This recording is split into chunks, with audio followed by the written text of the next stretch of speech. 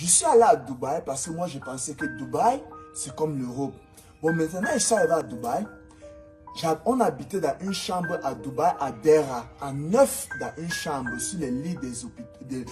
Vous connaissez les lits de l'hôpital là, non? On dormait à 9 dans une chambre. Parce que les gens dans la vie, je ne sais pas pourquoi, les gens pensent que si tu es un corps musclé, ça veut dire que tout ce que tu as fait, ça allait baiser les femmes. Maintenant, quand moi j'étais pauvre, je n'avais pas l'argent, au nom de Dieu qui m'a créé, je sortais tous les jours. Je partais dans les supermarchés, je pas volé de la nourriture, je mets dans mon caleçon le riz blanc, je rentre à la maison, je prépare le riz blanc avec le piment. Je mangeais souvent une semaine, je mange le riz blanc avec le piment. Je suis venu l'un du côté de Sharjah de Dubaï pour venir voler de la nourriture dans le supermarché. Hein? Le policier là, il me regarde. Il me dit que tu dis que quoi? Je lui dis que oui, je ne te mens pas. Je suis venu ici pour voler de la nourriture parce que je n'ai pas de quoi manger. J'ai faim. Le policier, il me voit, je pleure comme un enfant. Je suis grand de taille, musclé. J'ai les bijoux sur moi, je pleure. Je me mets à genoux, j'arrête ses pieds. Je lui dis qu'écoute.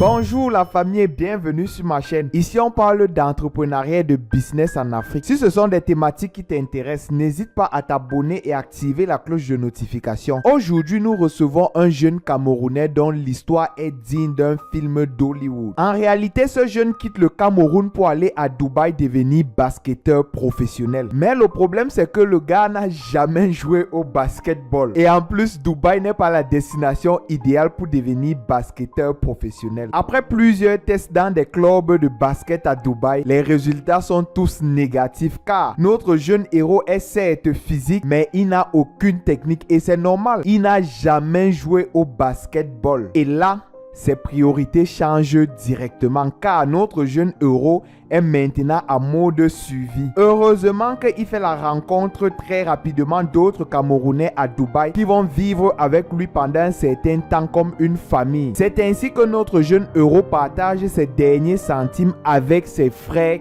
camerounais. Mais une fois son argent fini, il est directement abandonné et jeté à la rue par ses soi-disant frère camerounais. N'ayant plus 5 francs dans ses poches, il est obligé de voler de la nourriture dans des supermarchés, fouiller les poubelles et manger même les restes des musulmans le vendredi. Je ne vous en dis pas plus, écoutez de vous-même son histoire et dites-moi dans les commentaires ce que vous en pensez car elle est très inspirante pour nous les entrepreneurs et pour tous ceux qui veulent réussir dans la vie.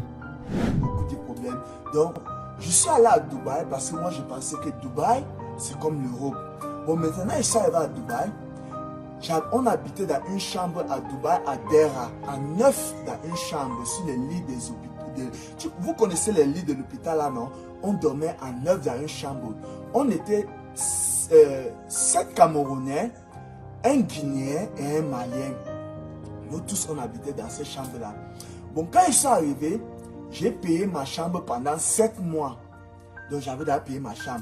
Mais je n'avais pas d'argent. Je suis allé à Dubaï à cause du basket. Je suis allé à Dubaï parce que mes rêves c'était d'être basketteur professionnel. Donc me voilà ici maintenant arrivé à Dubaï. Mais ce qui est intéressant c'est que avant que je ne quitte le Cameroun, je n'ai jamais joué au basket. Jamais. Jamais de la vie. Mais tout ce que je faisais c'est que je travaillais 6 heures, 7 heures, 8 heures tous les jours. Bon, maintenant je suis arrivé à Dubaï. Je suis avec les Camerounais et Maliens dans la chambre maintenant. Je suis arrivé maintenant, je suis allé dans tous les clubs de basketball. Tout le monde a refusé de me prendre parce qu'ils ont vu que moi je ne sais pas bien jouer au basket. Bon, maintenant je suis dans la chambre avec les Camerounais. Mon argent maintenant, quand j'avais l'argent, on préparait nous tous ensemble, on mangeait tous les jours ensemble. Chaque soir, on vivait comme une famille tous les jours ensemble. Maintenant, quand mon argent est fini, ils ont constaté que les clubs de basket ont refusé de me prendre parce qu'ils ont vu que je n'étais pas technique, mais je suis discipliné, je suis physique. Personne n'a refusé de me prendre. Maintenant, les Camerounais qu'on vivait ensemble, ils ont commencé à refuser de préparer la nourriture à la maison parce que ils ont voulu que moi je parte baiser les femmes. Parce que les gens dans la vie, je ne sais pas pourquoi, les gens pensent que si tu es un corps musclé, ça veut dire que tout ce que tu as fait, ça allait baiser les femmes. Moi je ne sais pas. Ils ont dit qu'il faut que parte chercher les femmes. D'autres même venaient même avec les filles philippinos me proposer. Je refusais. Maintenant, vous connaissez Adera. Adera, comme c'est le centre de Dubaï du commerce.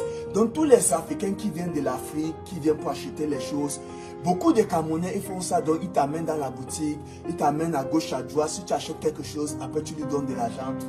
Moi, j'ai refusé de faire ça. Je les ai dit que c'est impossible. Que moi, je crois en moi et à ma discipline et à Dieu. Je sais que Dieu va m'aider. Et ils m'ont dit que bon, il n'y a pas de problème dans la vie. Chaque personne porte son sac à dos, que ce n'est pas eux qui m'ont fait venir à Dubaï. Donc maintenant, ils ont refusé de commencer à manger à la maison. Mes frères, ils ne mangeaient plus à la maison parce qu'ils ne veulent pas que je partage quelque chose avec eux. Maintenant, comme moi j'étais pauvre, je n'avais pas l'argent, au nom de Dieu qui m'a créé, je sortais tous les jours, je partais dans les supermarchés, je n'ai pas volé de la nourriture, je mets dans mon caleçon le riz blanc, je rentre à la maison, je prépare le riz blanc avec le piment. Je mangeais souvent une semaine, je mange le riz blanc avec le piment. Mais mes jours préférés, c'était les vendredis. Dieu bénit les musulmans, parce que Dieu les bénit vraiment, parce que les musulmans qui mangeaient les nourritures, ils versaient les nourritures par terre à Dera chaque vendredi. Après avoir prié, tu sais, les musulmans, ils mangent toujours en groupe. Les nourritures qui tombent par terre, les poulets, les demi-poulets là, je vais venir, je vais ramasser tout ça, je vais mettre dans un plastique noir, je vais rentrer à la maison, je vais nettoyer ça, je vais mettre dans le congélateur. On dort à 9 dans une chambre. C'est comme ça que moi je vivais. Je vivais comme ça au moins pendant plus de 6 mois. Tous les jours, c'est comme ça que je vivais, mec. Mes frères camerounais, tout ce qu'ils me proposent, c'est que il faut qu'on parte ensemble. Je vais pas faire le gardinage. Ils me disent que non, tu sais que tu n'es même pas talentueux. Nous, on est venus ici, là. Nous, on joue au football. On était tellement talentueux. Toi-même, toi, tu as grandi dans la rue. Tu penses que ça, c'est la rue ici. Ça, c'est Dubaï. Vos choses que vous faites dans la rue, ça peut pas se passer ici. Ah, mais pas moi ici, tout là avec eux. Tous les jours, je souffrais.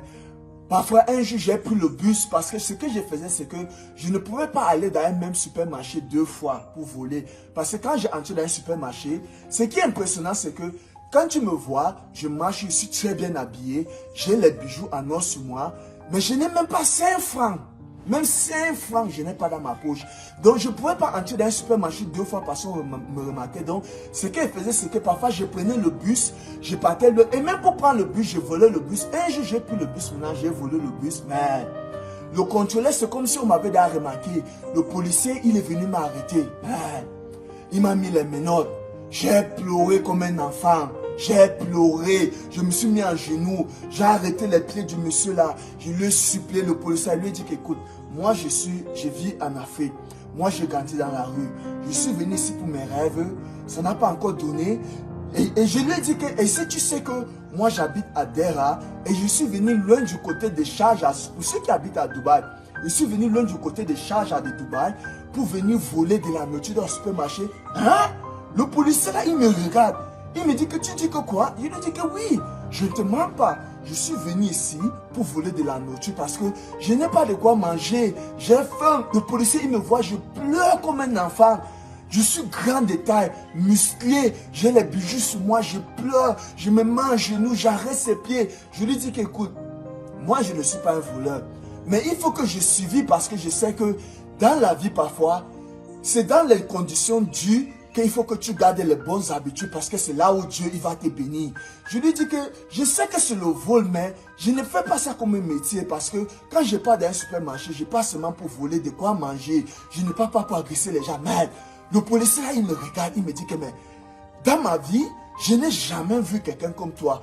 Comment tu peux me parler les choses comme ça? Je suis un policier, tu n'as pas peur de moi. Je lui dis que non, moi j'ai peur de toi, mais c'est que dans la vie, il faut parfois dire la vérité parce que c'est seulement la vérité qui va te sauver.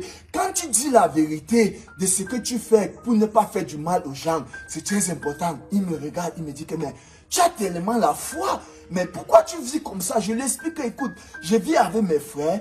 Mes frères, ils ne mangent plus à la maison parce qu'ils m'ont proposé d'aller baiser les femmes, aller faire les choses. Il me regarde, il me dit que mais tes frères te demandent d'aller faire ça. Je lui dis que oui.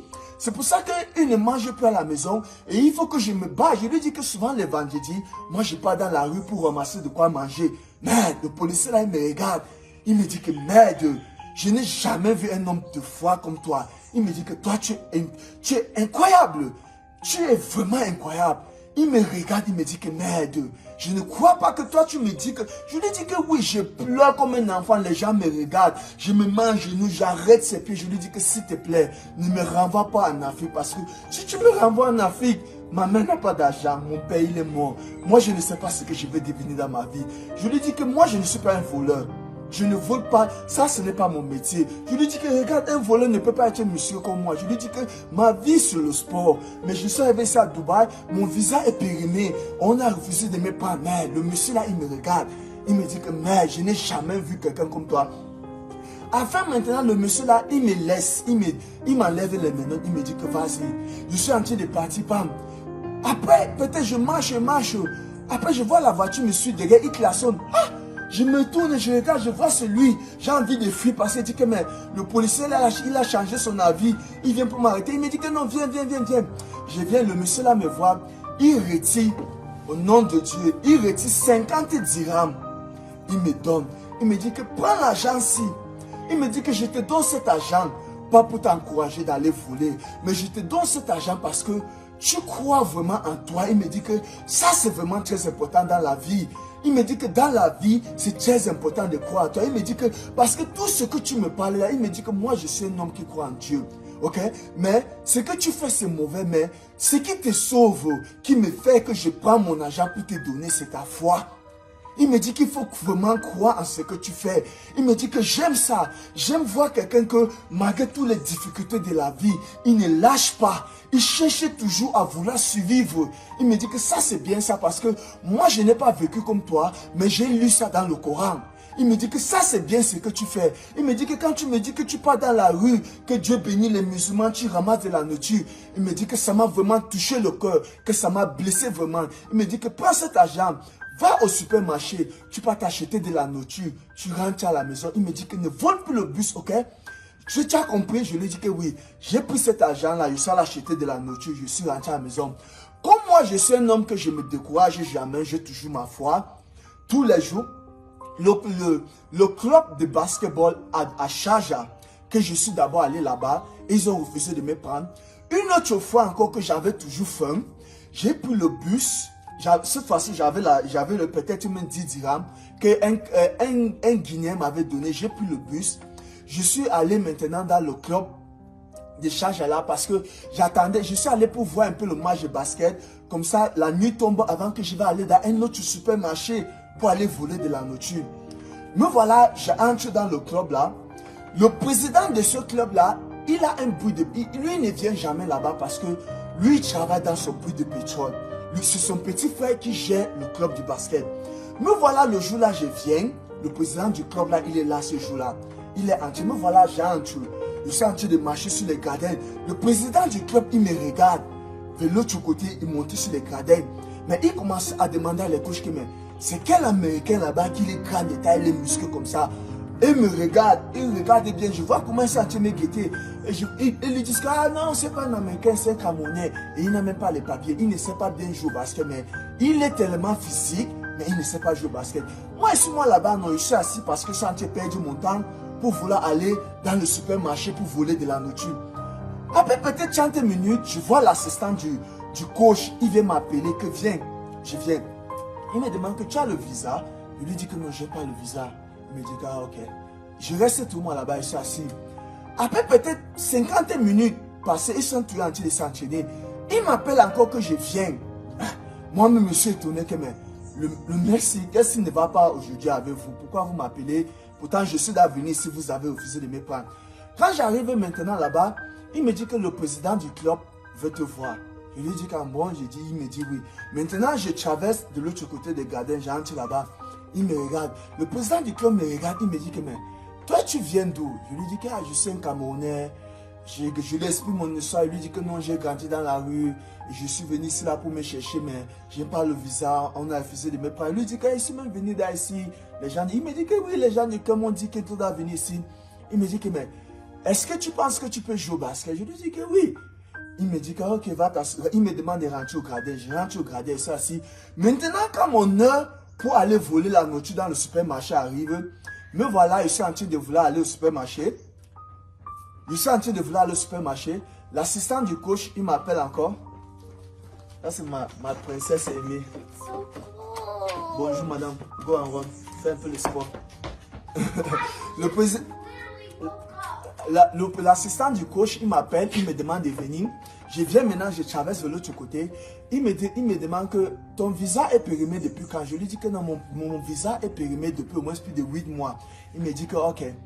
Il me dit qu'à ce temps là-bas, je suis assis. Moi-même, je suis étonné seulement que je suis seulement épris seulement Dieu que Dieu aide-moi, il faut que les gens s'y. Après maintenant, le président est fini de s'entraîner, il m'appelle dans la salle. On entre dans la salle. Le président du club, il commence à parler en arabe avec son frère, avec les coachs. Moi, je suis là, mais moi, je suis seulement ébahi que les gens, s'ils sont en train de parler que de quoi? Ils parlaient entre eux. Après, maintenant, ils se tournent. Mais je vois son frère, il n'est pas trop content. Mais le président, il ne fait qu'insister. Mais moi, je ne comprends rien de tout ce qu'il parle. Après, maintenant, il me demande, l'assistant du coach me demande que bon, reviens demain ici avec ton passeport. Je lui dis qu'il n'y a pas de problème. Je sors maintenant, moi je suis en train de prendre ma route pour aller moi dans le supermarché, pour aller voler de la nourriture pour rentrer à la maison. Dans le parking que je suis en train de partir, je comprends comment quelqu'un klaxonne. Madame, continue à do your workout. Je comprends comment quelqu'un klaxonne la voiture. Pom, pom, pom, pom. Je me regarde. Il baisse les vitres, je veux voir sur le président du club. Il me demande de venir. Je viens. Le président du club, il me dit qu'écoute, moi je ne vis pas ici. Je n'ai pas l'habitude de venir ici, mais c'est comme si c'est Dieu qui m'a envoyé ici là aujourd'hui pour toi, parce que moi je t'aime beaucoup. J'aime ton énergie, j'aime ta foi et j'aime la façon que tu es fier de ce que tu es, que tu me parles, tu me dis que tu as grandi dans la rue, donc tu es ouvert avec toi-même et tu as confiance en toi. Il me dit que c'est ta confiance en toi qui me fait que j'ai demandé que on te prend, on va te former avec les juniors. Parce que comme tu es physique, l'assistant du coach a dit qu'il peut faire quelque chose avec toi. Le président du club me dit que bon, le président du club, il envoie ses mains dans sa poche, il retire 5000 dirhams, il me donne. God bless. Il faut avoir la foi dans la vie. Il faut toujours croire ce que tu fais. Il retire 5000 dirhams, il me donne. Il me dit que prends cet argent. Moi, je vais te payer de ma poche. Ok? Va, tu vas t'acheter quelques paires de tennis et quelques habits. Tu reviens ici là. Il me dit que j'aime ta foi. J'aime ta détermination. Moi, je parle toutes ces histoires pour vous dire que dans la vie, il ne faut jamais se décourager. Il faut comprendre que dans la vie, c'est dans les moments de difficulté que Dieu va te bénir. Parce que c'est très facile dans la vie de garder les bonnes attitudes quand toutes les choses marchent bien.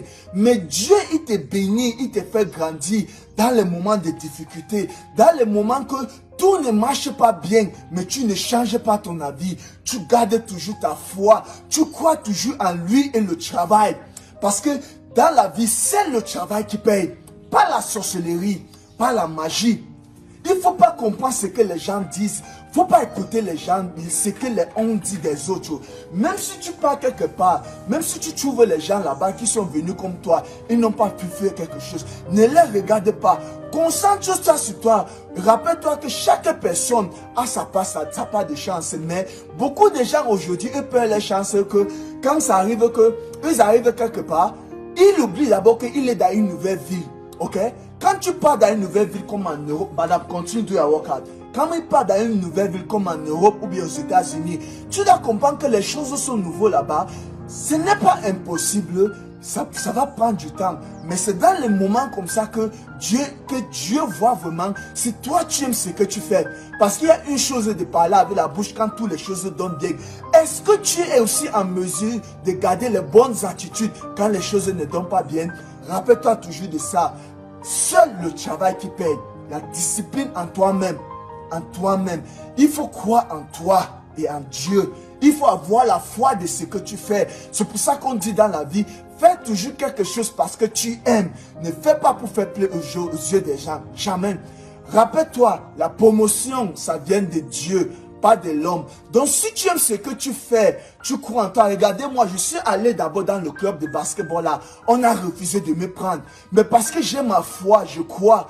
Et la promotion, Dieu a fait en sorte que le président, que ce n'est pas lui qui gère le club, il est venu, il est tombé, il m'a regardé, il a aimé mon charisme et ma foi et mon croyance en Dieu. Il faut croire toujours en toi. Rien n'est facile, mais pas impossible. Discipline is the key of life. Let's go. C'est bon.